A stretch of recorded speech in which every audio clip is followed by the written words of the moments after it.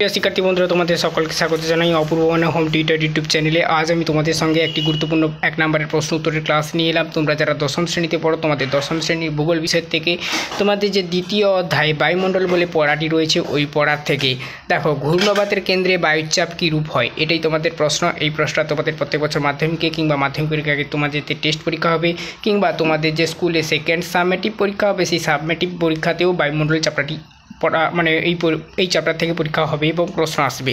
তো এই প্রশ্নটার মান থাকে 1, আমি এক্ষুনি বললাম। তো প্রশ্নটা দেখো, ঘূর্ণবাতের কেন্দ্রে বায়ুচাপ কীরূপ হয়। আবারও আমি রিপিট করলাম, উত্তরটা হবে নিম্নচাপ। উত্তর হবে এটাই।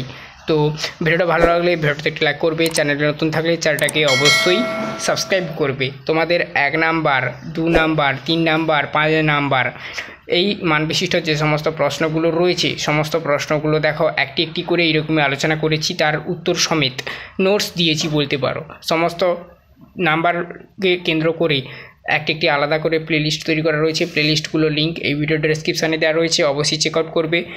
আর এইরকমই তোমাদের সমস্ত বিষয়ের, অর্থাৎ তোমাদের যে 7টি বিষয়েরই ক্লাস পাচ্ছ আমার চ্যানেল থেকে। তো অবশ্যই অন্যান্য ক্লাসগুলো চ্যানেলে ভিজিট করে দেখবে। চ্যানেলে নতুন থাকলে চ্যানেলটাকে সাবস্ক্রাইব করবে। এই প্রশ্নের উত্তর হবে নিম্নচাপ।